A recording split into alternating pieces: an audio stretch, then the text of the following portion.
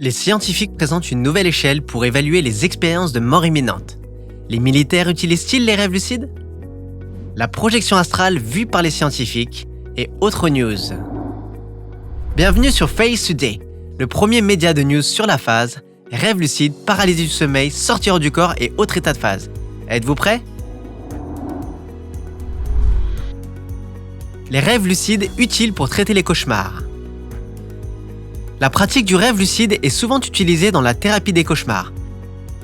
Les progrès réalisés dans ce domaine au cours des dernières années sont décrits dans un article de scientifiques brésiliens dirigé par Tainá Carla Freitas de Macedo de l'Université fédérale de Rio Grande do Norte. Les études examinées par l'article ont montré que cette thérapie donne des résultats positifs en réduisant la fréquence des cauchemars, leur intensité et le stress associé.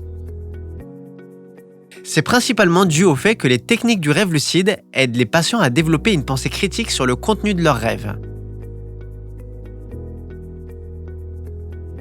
En prenant conscience qu'elle fait un cauchemar, une personne peut cesser d'avoir peur des menaces imaginaires dans son rêve, réalisant qu'elles ne représentent pas un réel danger. Bien que les patients ne soient pas toujours capables de changer de scène dans le rêve, le simple fait de croire qu'ils peuvent le contrôler les aide à avoir confiance en leurs propres capacités et à soulager l'anxiété.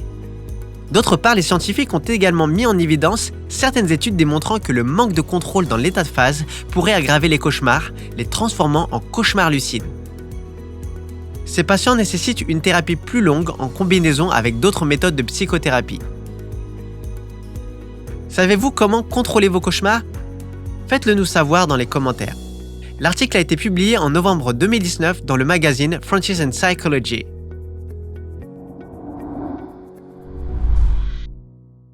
Les scientifiques présentent une nouvelle échelle pour évaluer les expériences de mort imminente.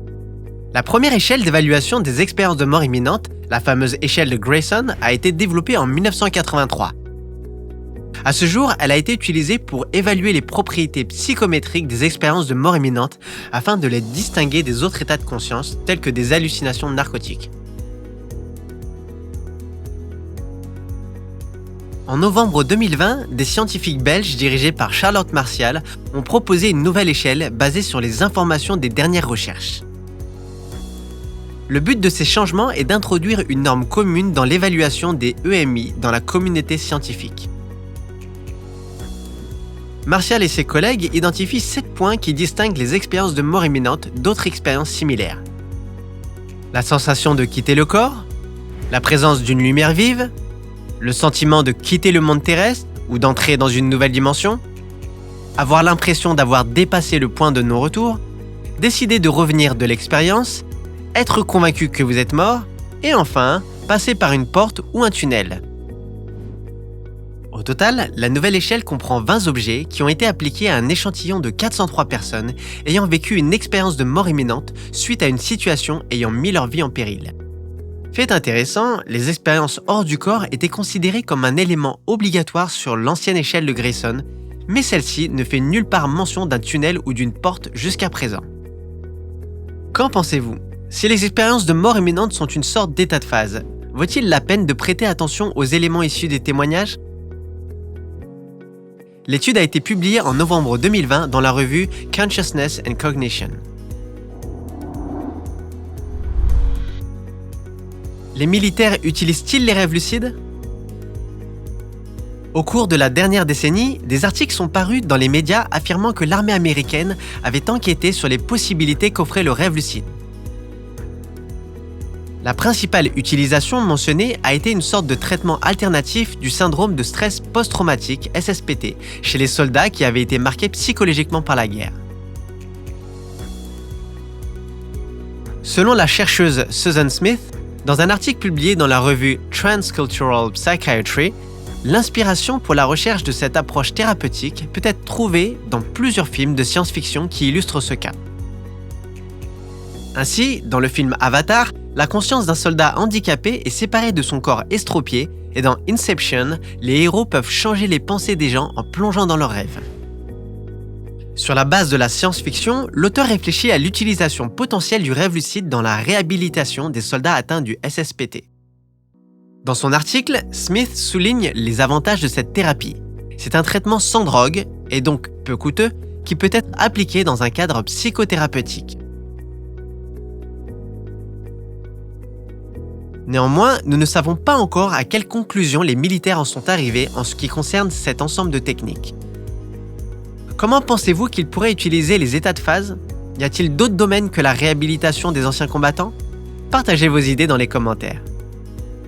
L'étude a été publiée dans la revue Transcultural Psychiatry en février 2020. La projection astrale vue par les scientifiques. La projection astrale est une expérience hors du corps intentionnelle que vous pouvez contrôler selon Nathan Chandler, auteur d'un article de décembre 2020 sur le site howstuffworks.com. L'expression état de phase est utilisée depuis 2004 pour désigner des phénomènes similaires. Cependant, tout le monde ne connaît pas le concept. Dans l'article, Chandler cite les arguments des scientifiques soutenant l'existence de tels états. Par exemple, Jen Aspel, chercheuse cognitive à l'université Anglia Ruskin, commente « Une expérience de sortir du corps, SHC, est une expérience transitoire que certaines personnes vivent tout en étant conscientes que leur moi semble se séparer de leur corps, flotte au-dessus du corps et regarde ce corps depuis un endroit surélevé. » La projection astrale est une sortie hors du corps intentionnelle qui implique généralement l'expérience que le soi peut sembler voyager loin de son corps, même vers d'autres pays ou d'autres planètes. Aspel explique que, comme les rêves, la projection astrale est un produit de notre conscience. Il existe des preuves issues de multiples études scientifiques que les sorties hors du corps surviennent en raison du fonctionnement anormal d'une zone du cerveau appelée jonction temporopariétale. C'est une zone qui combine des signaux de sens multiples pour créer le modèle de notre moi dans le monde. Le docteur Susan Blackmore, psychologue et professeur invité à l'université de Plymouth en Angleterre, rappelle aux lecteurs que l'idée n'est pas nouvelle et provient d'un système mystique du XIXe siècle appelé théosophie. Nous savons maintenant que les sorties hors du corps se produisent lorsque notre schéma corporel est perturbé en stimulant la partie du cerveau qui construit ce modèle intérieur. Nous pouvons alors nous entraîner à jouer avec nos sens corporels de cette manière et d'autres. Où voyagez-vous pendant vos expériences de sortie hors du corps ? Croyez-vous en la projection astrale ? Faites-le nous savoir dans les commentaires. Les rêves lucides procurent une sensation de fraîcheur le matin. Nous avons récemment discuté de la question de savoir si le rêve lucide était dangereux ou non pour le cerveau. Certains chercheurs pensent que la conscience pendant le sommeil, due à une activité cérébrale accrue, peut interférer avec la fonction réparatrice du sommeil ordinaire. Cependant, une publication de février 2020 de l'un des principaux chercheurs du rêve lucide, Michael Schredel, pourrait réfuter cette affirmation. Sous la direction de Schredel, une expérience a été menée auprès de 149 participants ayant tenu un journal du sommeil pendant 5 semaines, en étudiant les techniques d'induction des rêves lucides.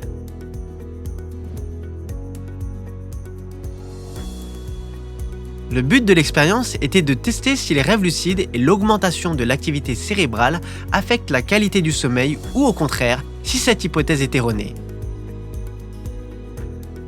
Pour ça, le scientifique a choisi la technique controversée de fragmentation du sommeil. La technique utilise des réveils périodiques délibérés qui, selon le scientifique, auraient dû se refléter dans le bien-être des participants le matin. Cependant, les résultats de l'expérience ont montré exactement le contraire. Le rêve lucide n'avait non seulement aucun effet négatif sur l'humeur matinale des participants, mais au contraire, il augmentait la probabilité de se sentir plus frais. Une étude similaire démontrant la bonne humeur des participants après une induction d'état de phase a déjà été discutée récemment. Vous sentez-vous fatigué ou rafraîchi après une expérience d'état de phase ? L'article a été publié en février 2020 dans la revue Clocks and Sleep.